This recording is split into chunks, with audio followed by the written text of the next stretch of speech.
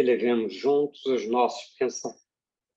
elevemos os nossos pensamentos a Deus, o grande arquiteto do universo, e acompanhemos a nossa prece. Ó eterno e supremo Criador de todas as coisas existentes no reino universal, cujo poder suplanta todos os poderes, cuja força é a coluna que sustenta o grande e poderoso templo das leis. Neste momento, nos reunimos em teu nome, a fim de evocar a tua presença entre nós. E também te pedir para que nos concedas o direito de nossas mentes serem tocadas e iluminadas pelos raios resplandecentes e supremos de tua eterna e absoluta sabedoria.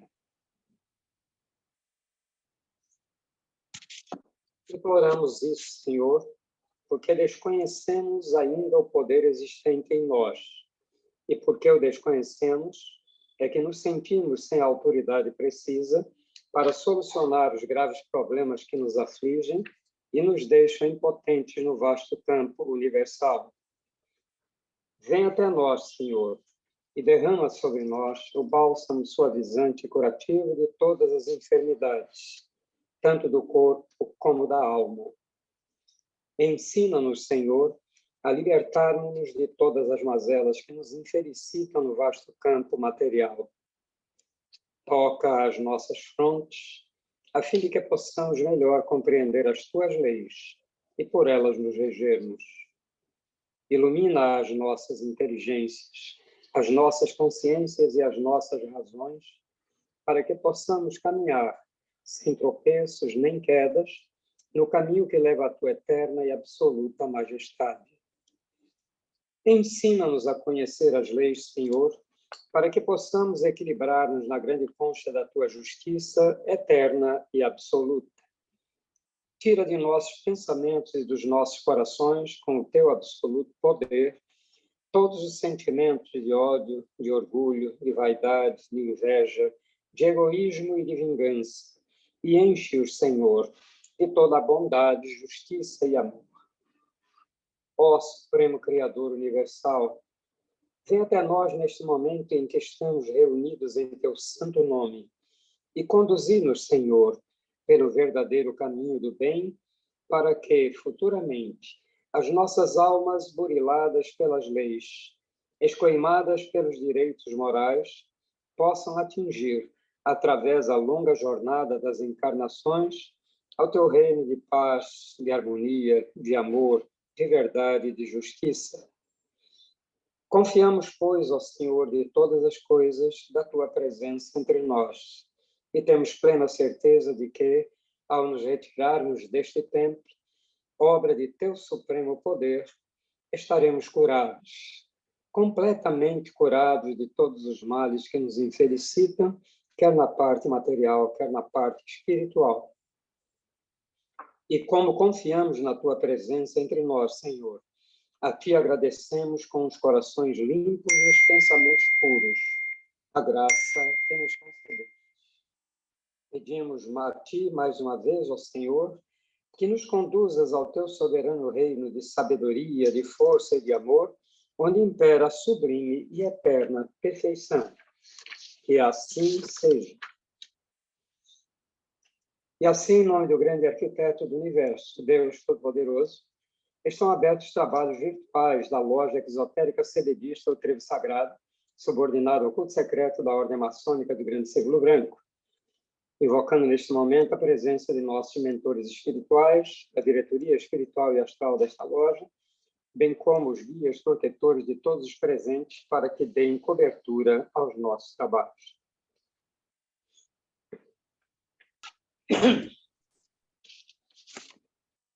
Como todas as mensagens de Pedra Roxa, a gente diz que essa é excepcional, mas todas são. Evidentemente que a gente vai tentar analisar, mostrar alguns aspectos para poder colaborar com vocês, né? Para que vocês possam aprofundar Ele começa logo no primeiro parágrafo dizendo uma verdade incontestável. Ele diz que viver é aprender. Viver é aprender. Então, nós estamos aqui para aprender a viver, para que a nossa vivência seja cada vez mais aperfeiçoada. Então, essa é a função nossa principal.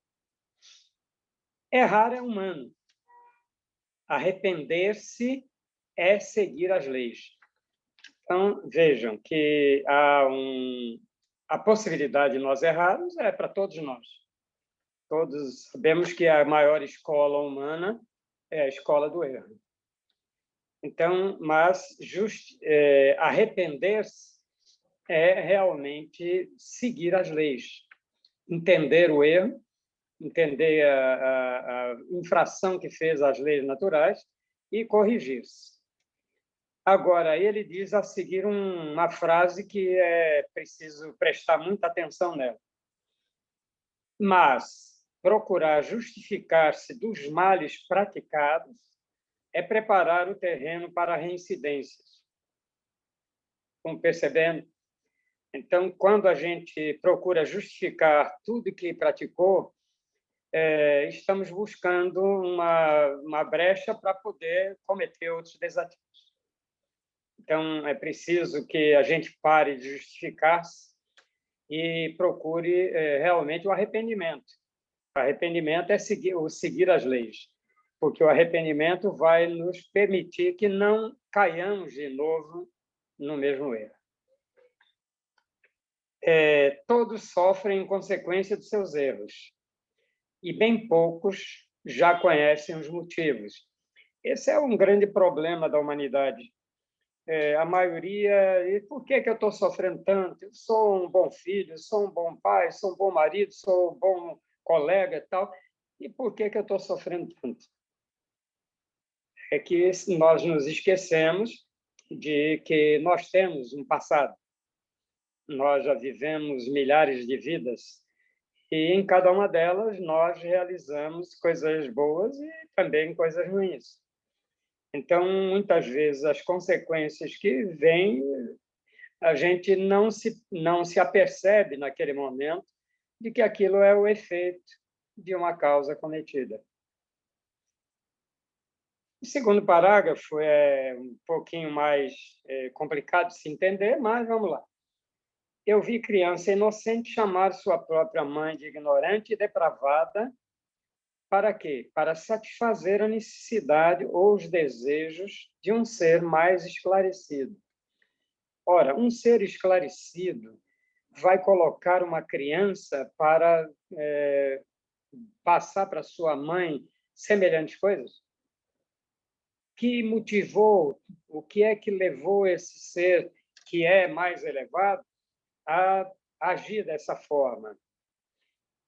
Porque os desejos dele foram esses.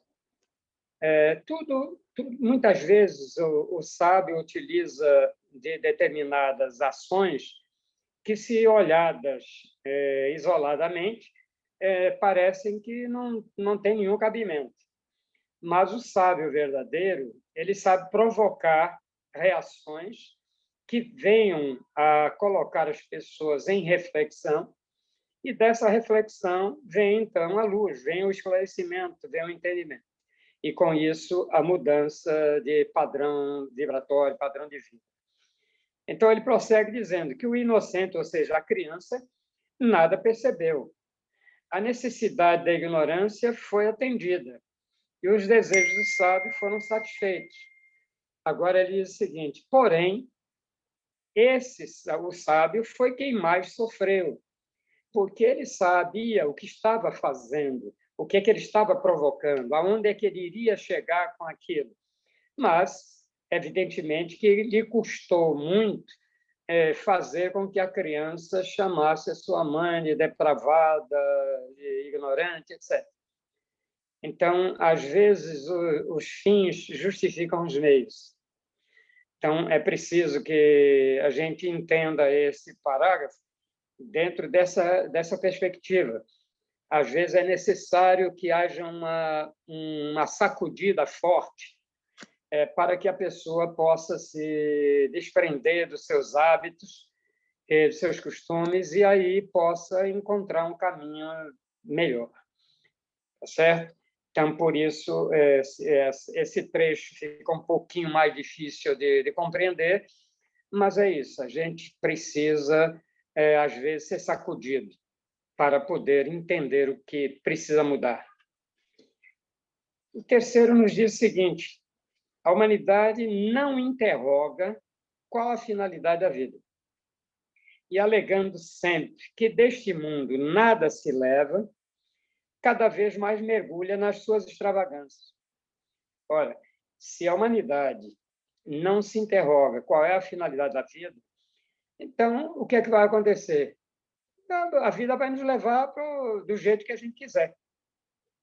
A gente não vai ser dirigido por nossa consciência, vai ser dirigido pela vida. Então, vai chamar Zeca Pagodinho aí e vai dizer: deixa a vida me levar. Então, a gente deixa de ter a nossa ação consciente sobre a nossa vida. Então, alegando sempre que do mundo nada se leva. Agora, é engraçado, dizem isso, mas se apegam cada vez mais àquilo que não leva. E se distanciam daquilo que nós podemos carregar como bagagem. Parece um contrassenso, né? E é um contrassenso verdadeiro. Então, nós, muitas vezes, nos apegamos a valores materiais, a coisas materiais, e esquecemos de que o que nós estamos fazendo aqui é trabalhar nós mesmos, adquirir conhecimentos, adquirir novos valores morais, intelectuais, sabedoria, conhecimento, porque esses são valores que ninguém rouba de nós, que nos acompanham pela eternidade. O bem que nós praticamos, o amor que nós, com que nós fazemos a caridade e ajudamos o nosso semelhante, tudo isso aí são bens que nos acompanharão pela eternidade. Então, não são as coisas materiais, realmente do mundo material, nada se leva nesse aspecto de coisas materiais. Mas todo bem ou todo mal feito nos acompanha. A escolha é sempre nossa. Então, a finalidade da vida qual é? A finalidade da vida é viver com sabedoria, equilíbrio, é procurar entender o que é que estamos fazendo aqui, que finalidade nos trouxe para essa existência, o que é que demanda dela o meu futuro, as minhas futuras vidas. Então, a finalidade da vida é o progresso, é a evolução. Lembre-se que nós descemos de Deus pela evolução e voltamos a Ele pela evolução. Então, a humanidade se interroga, mas não encontra resposta em si mesmo. Então, é preciso que a gente entenda isso. E quando entendermos, então vamos dar muita ênfase ao levar daqui o mais possível, em amor, em caridade, em carinho, em atenção, em respeito, em harmonia, em paz. Então, se nós levarmos essa bagagem, ela nos acompanha. Mas o carro, a casa, a família, não, tudo fica aí. Tudo fica. Então, tal convicção, como ele diz a seguir, é pura ignorância, porque todos aprendem um pouco, porque a única finalidade da nossa trajetória pela Terra é adquirir os conhecimentos que nos acompanham pela eternidade. Então, ele diz no início que a humanidade não interroga e, assim mesmo, ele dá qual é a resposta da finalidade de estarmos aqui na vida. Então, quando a humanidade aprende, estuda, analisa e, se possível, se especializa em alguma área, essas especialidades são importantes porque em cada encarnação a gente vai se especializando em alguma coisa. Então, essas especializações juntas, quando estão à nossa disposição pelo desenvolvimento, elas se tornam, então, a nossa ferramenta de trabalho espiritual, de avanço espiritual. Então, uma especialidade conseguida hoje, unida e relacionada com outra, já é uma sabedoria mais aperfeiçoada. Tá? Então, essa parte é bem fácil de entender. Esse outro parágrafo aqui também é interessante a gente parar um pouquinho nele. Muitas pessoas pedem a morte. Eu não aguento mais essa vida, tudo está tão difícil, etc. Então, pedem a morte. Então, ele diz que pedir a morte é sacrificar a própria existência, é desertar desta e prolongar o sofrimento. Veja, que contrassenso. Então, nós temos de pedir vida, vida, cada vez mais vida, cada vez mais oportunidade de viver, de aproveitar cada encarnação até o seu último instante, até o último suspiro, que estejamos aprendendo e ensinando, que estejamos recebendo e doando. Então, essa é a nossa grande finalidade. Diz a seguir que os conhecimentos adquiridos nesta vida não evitam as necessidades nem os sofrimentos que, se eles forem pré-estabelecidos. Ora, pré-estabelecido é tudo aquilo que nós descemos e concordamos em passar pelos efeitos das causas cometidas. Então, quando nós descemos para uma nova existência, descemos é uma questão de só de palavra, né? Porque não há em cima nem embaixo. Nós todos giramos em torno de tudo. Mas, quando nós vimos para uma nova encarnação, trazemos um projeto. E esse projeto tem a ver com as coisas que eu tenho de resolver relativas às causas cometidas no passado, ou seja, os efeitos, e também o que eu posso acrescentar mais, aproveitar mais da vida. Então, aí vem os projetos para que a gente alcance. Então, através do estudo, através do trabalho, a gente vai buscar alcançar novos objetivos, tá certo? Então, os conhecimentos adquiridos evitam as necessidades, não evitam as necessidades nem o sofrimento, se forem pré-determinados, se for karma. Então, na presença de karma, o que nós temos de fazer é criar uma condição que está um pouquinho mais adiante, quando ele nos fala da resignação. Se a gente passa pelos efeitos das causas com resignação, com equilíbrio, com harmonia, o sofrimento é bem tranquilo, muito mais fácil, mais palatável de passar. Mas se nós somos daqueles que reclamamos, estamos sempre questionando com Deus, que foi bonzinho para uns e para nós foi padrasto, aí o nosso sofrimento aumenta. O nosso irmão Pai João nos dizia que cada um de nós, quando nasce, traz um saco de areia nas costas, que são as nossas causas cometidas que viemos para resgatar. Quando a gente enfrenta tudo com resignação, com formação, então, de vez em quando, eles vão lá e dão um furinho no saco de areia. Então, a areia vai se dissipando e o fardo vai ficando mais leve. Mas, quando nós reclamamos, eles vão lá e molham. A areia molhada pesa bem mais do que a areia comum.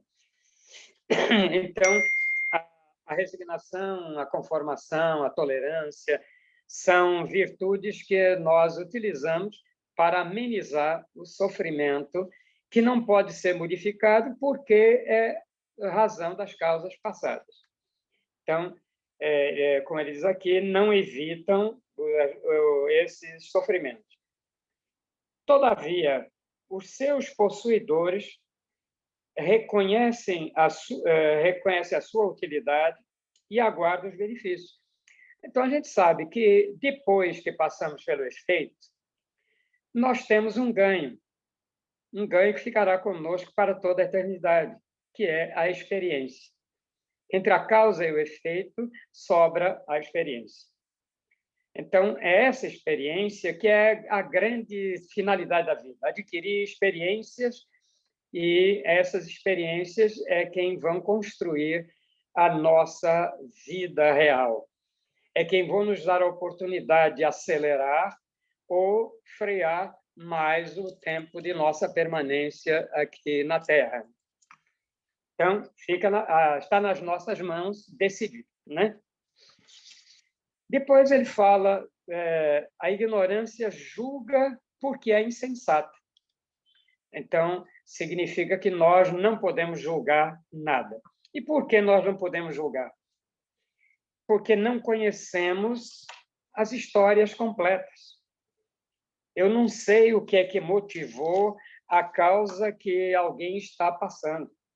Entenderam? Então, se eu não tenho a condição de conhecer, como é que eu vou julgar? Se eu não conheço o princípio, nem a finalidade. Então, nós não podemos julgar. Mas o ignorante julga. Ah, está vendo aí? Fez isso, é por isso que passa por aquilo e tal. Isso é produto da ignorância. Contudo, a sabedoria tudo justifica, exemplificando. Então, justificar tudo. Então, você não vai julgar nenhum hábito, nenhum detalhe da vida de ninguém. Você vai apenas observar e verificar os efeitos. Porque quando nós somos bons observadores, nós aprendemos com os erros dos outros. Okay? Então, não precisamos passar pela mesma causa para aprender o efeito dela. A gente, como observador bem aguçado, a gente vê as consequências que o nosso semelhante sofre. Então, para que eu vou fazer a mesma coisa? Os antigos tinham um ditado que dizia: quando você vê a barba do vizinho arder, bota a sua de molho. Está vendo, Trifão, você que tem a barba? Então, é isso que quer dizer. Quer dizer, você aprende pela experiência dos outros, pela observação. E o sábio justifica que nem todo defeito é defeito. Às vezes nós julgamos com defeito, mas é uma necessidade para aquela pessoa. Uma pessoa que vem com uma deficiência física. Ah, tem um defeito físico, coitado. Não, ele decidiu que viria com aquilo para poder aproveitar nessa existência aquilo que iria aprender a ser humilde, sincero, tranquilo com os seus semelhantes, e não mais orgulhoso, vaidoso, arrogante. Uns são condenados pela ignorância e absolvidos pela sabedoria. Outros são absolvidos pela ignorância e reprovados pela sabedoria, porque infringem as leis imutáveis do Criador. Então, aqui está a justiça dos homens e a justiça divina. A justiça divina, ela julga de acordo com a lei de causa e efeito, certo? A cada causa cometida é atribuído um efeito, que é uma lição que será aprendida. Então, na parte material é que nós somos muito imediatistas, queremos julgar logo, etc. Depois ele segue no próximo parágrafo dizendo: vejo homens e mulheres que foram contemplados com todos os bens materiais, dispostos a se sacrificar tudo para alcançar um único objetivo. Mas para tal satisfação não há nenhuma oferta e nenhum ser humano conseguirá alterar as leis que regem os destinos da vida. Então, quantas pessoas ricas, milionários, que dariam tudo que têm para ter um pouco mais de sossego, de paz, uma vida melhor, vencer uma doença, curar seu filho que está desviado na vida. Então, eles seriam capazes de sacrificar toda a sua fortuna para resolver uma questão dessa. Então, eles aqui, na dor da prova, qualquer paliativo fracassa, exceto a resignação, que é o lenitivo certo.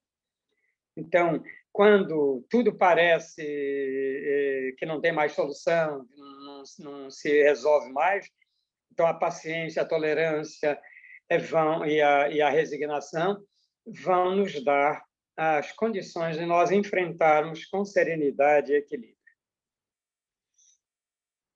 Depois ele vem aqui falando aqui sobre o álcool, né? O álcool é perigoso. Todos nós sabemos que o álcool ele é corrosivo e, portanto, a natureza dele é corroer, certo? Quando você joga ele para dentro, você já sabe que ele vai corroer alguma área do corpo, que é a natureza dele. Ele é corrosivo. Todo o álcool é perigoso e, como tal, reprovado pela sabedoria. Então, a sabedoria justifica que você não precisa do álcool. Isso foi uma invenção humana, não foi uma criação divina. Quando você aprendeu a usar o álcool, a fazer as destilações, etc., você passou a utilizá-lo apenas para efeito recreativo ou para viciação. E isso acabou produzindo tantos danos, e continua produzindo. Cirrose hepática, câncer, etc., que são as consequências do prazer, entre aspas, que o álcool proporciona. O ser humano que bebe é um sofredor, na sua maioria, fraco na sua ignorância, e, fora do domínio do álcool, poucos se desviam. Então, quer dizer que ele mostra aqui que nós não podemos viver dominados pelo álcool. Ou seja, o álcool é como se fosse um obsessor que dirige a nossa mente, a nossa vida, de uma maneira que nos destrói. Então, ela se torna um grande obsessor. Não apenas o álcool, as drogas, de um modo geral, certo? Tudo que é excesso é danoso. Então, o alcoólatra é um doente. A classificação hoje entendida é a doença. E essa doença, para ser tratada, requer uma força de vontade muito grande do paciente, do viciado. Porque se ele não colaborar, se ele não quiser se afastar, é difícil. E depois ainda tem um outro problema no campo espiritual, é que ninguém bebe sozinho. Não é sozinho só materialmente, não. Geralmente, todo mundo bebe em companhia de alguém materialmente. Mas tem umas companhias indesejadas que vêm ávidas por aquele que ele joga assim, vou dar para o santo. Se vocês vissem a briga para poder absorver aquele vapor alcoólico, é terrível. Então, nós, quando nos entregamos a um vício, por lei de afinidade, nós entramos em sintonia com todos aqueles que estão no astral e têm o seu vício, têm o mesmo vício. Então, quando a gente está fazendo isso, nós estamos servindo de caneco ou de copo para almas sequiosas do álcool. E que não têm, como não tem um corpo físico mais, elas não ficam bêbadas. Quanto mais você beber, se você beber um barril, eles estão ótimos, você vai se acabar, pode até morrer de coma alcoólico. Mas para eles é uma satisfação, certo?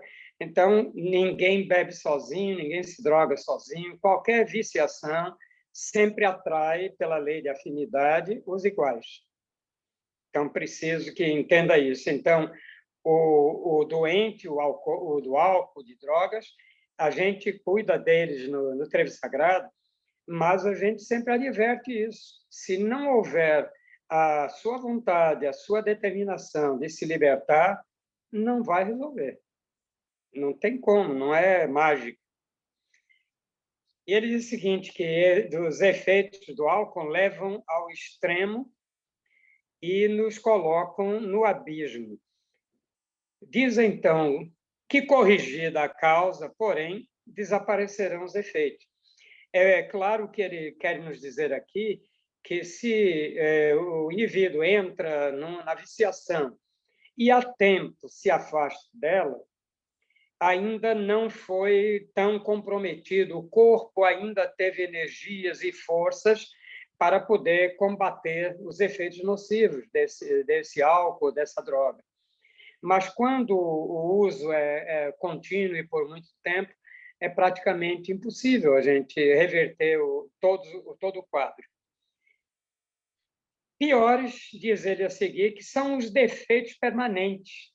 E aí ele elenca esses defeitos permanentes. Vamos ver?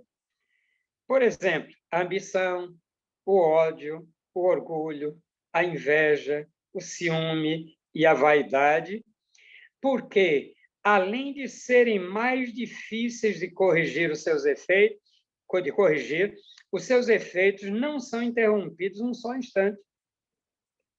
Ignorando as leis, nada é defeito e tudo é defeito. Então, esses são os defeitos permanentes. Permanentes, não vamos chamar de permanentes. Permanecem conosco enquanto nós os alimentarmos. Quando a gente se libertar e deixar de ser ambicioso, odiento, orgulhoso, invejoso, ciumento, então a gente se cura, certo? A gente repara esse mal em nossa vida. Então, é preciso que a gente entenda que ele enfatiza isso bem, né? Piores são os defeitos permanentes. Permanentes por quê? Porque eles perpassam conosco várias existências. Nós temos pessoas que vêm para esta existência com síndrome de Down, com paralisia cerebral, outros danos, mas eles vêm porque pedem, porque eles sabem que se vierem com a plenitude das suas condições, eles vão cair no mesmo erro.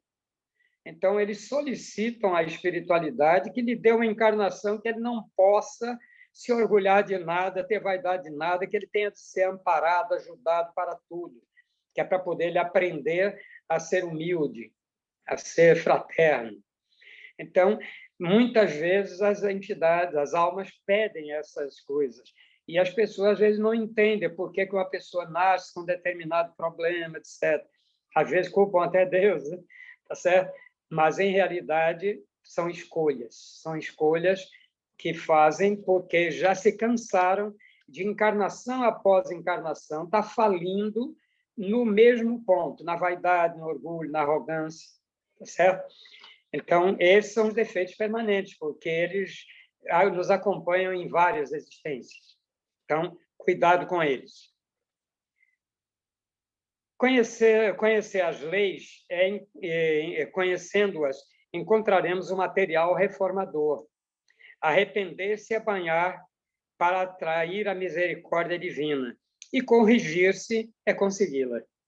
Então, veja, o Mó Simão Pedra Roxa, ele começa dizendo que viver é errar é humano, procurar justificar os nossos males praticados é preparar terreno para reincidências, mas mostra aqui no final de que a justiça divina, a misericórdia de Deus, ela nos acompanha sempre e nos dá sempre a possibilidade de nos corrigirmos.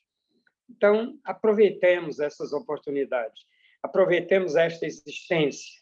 Essa existência é única, porque talvez em milhares delas nós tenhamos a melhor oportunidade que nós podemos ter de encontrar um ambiente aonde nós podemos encontrar o caminho das leis, de entender a vida, de saber como devemos agir, de que maneira devemos processar a nossa vida, de que maneira devemos tratar os nossos semelhantes. Então, essa oportunidade que nós temos é uma dádiva divina. Aproveitemos. Bom, ficamos por aqui. Depois, na parte da partilha, aí a gente pode avançar um pouco mais. Tá certo? Então, vou fazer o encerramento dessa parte para depois a gente dar prosseguimento. Passei aí, acho que 5 minutos. Desculpem. Vamos erguer os nossos pensamentos ao Criador, dizendo-lhe: nós te agradecemos, ó Senhor, Criador e dominador de todas as coisas, por ter desatendido ao nosso chamado e derramado sobre nós o teu bálsamo suavizante e curativo de todas as enfermidades. Enchestes o nosso ser de teu santo poder e de tua eterna sabedoria. Conservai-a em nós, Senhor, e sempre nos façais dignos dela até o dia de nossa eterna perfeição. Que assim seja. E assim, em nome de Deus Todo-Poderoso, o grande arquiteto do universo, está encerrada a sessão virtual da loja exotérica Sebedista do Trevo Sagrado, subordinado ao culto secreto da Ordem Maçônica do Grande Círculo Branco, agradecendo à espiritualidade sebedista, aos nossos mentores, à diretoria desta loja e aos nossos guias, protetores e trabalhadores pela assistência que nos concederam e que concederão até o término real do nosso trabalho. E até a próxima reunião, que acontecerá agora, dia 1º de março.